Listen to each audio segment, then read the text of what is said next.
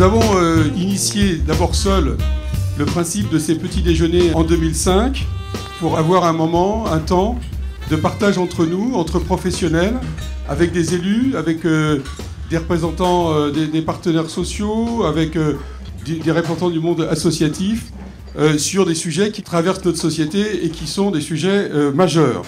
Nous allons traiter aujourd'hui d'un sujet particulièrement chaud et qui concerne la politique des attributions de logements et de logements sociaux. On a près d'une centaine de participants de très très haut niveau, direction générale de collectivités, des bailleurs, des responsables de services logement habitat, ce qui est normal vu le sujet qu'on va traiter aujourd'hui.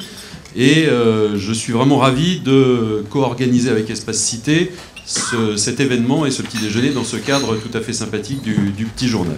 Nous avions imaginé le thème de ces petits déjeuners il y a maintenant plusieurs mois, parce qu'il nous apparaissait que de plus en plus d'acteurs de l'habitat avec lesquels on est amené à travailler souhaitaient développer une approche à la fois plus qualitative et plus professionnelle des systèmes d'attribution, et tout particulièrement au travers d'une analyse qualifiée de la demande en logement social. Le programme local de l'habitat doit comporter un volet attribution, et donc que le niveau intercommunal doit se saisir du sujet de la politique locale d'attribution et doit élaborer un document d'orientation et de stratégie des politiques locales d'attribution. Il ne s'agit pas d'aller définir toute la boîte à outils dans les documents contractualisés, mais en tout état de cause, d'en déterminer les objectifs et les buts à atteindre. Pourquoi ? Tout simplement parce qu'à travers ça se jouent les questions de mixité, les questions d'équilibre sur un territoire, les questions d'équité. Simplement, je voudrais dire qu'on a des ambitions un peu plus larges que d'être des simples exécutants de politiques définies par les collectivités. On souhaite participer à leur définition, y compris à la fois sur les politiques, c'est-à-dire les critères, mais également sur les outils. La cotation est partagée par tous les intervenants dans le domaine du logement social en Haute-Savoie, c'est-à-dire que ce soit les bailleurs, que ce soit les réservataires, que ce soit les communes, que ce soit Action Logement, etc. Tout le monde a la même cotation. Par définition, l'attribution, c'est une question de choix. En ce qui concerne le défenseur des droits, ce choix doit être légitime.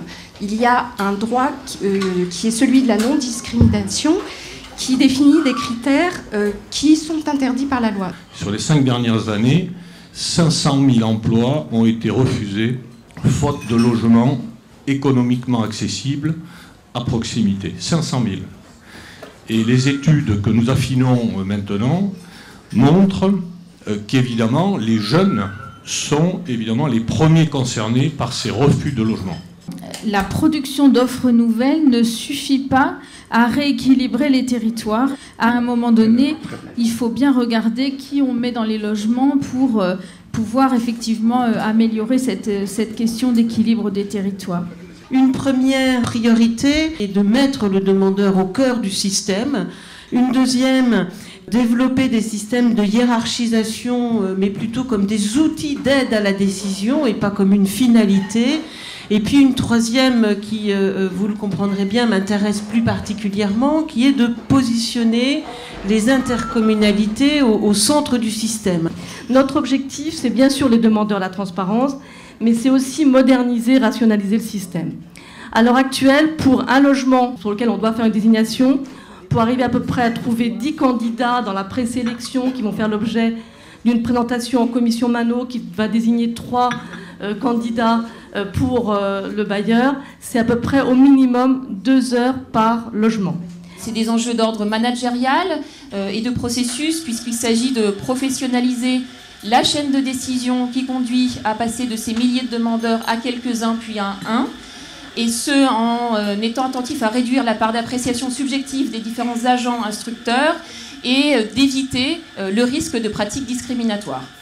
Nous vous proposerons aux alentours de la mi-novembre une formation sur le sujet que l'on traite aujourd'hui autour des attributions de logements sociaux. Donc regardez le site internet pour vous tenir au courant des dates exactes de cette formation si elle vous intéresse. Le logement dans notre pays, c'est évidemment un élément constitutif très fort du pacte social, et le logement social tout particulièrement.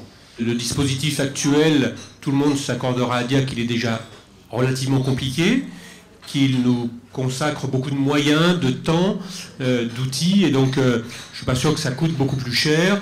Deuxièmement, la ministre l'évoquait dans son discours de clôture le 22 mai, l'équité, le sentiment d'équité et de transparence, je pense, est vraiment quelque chose d'essentiel, parce que sinon, c'est les fondements même de notre République qui sont mis en cause.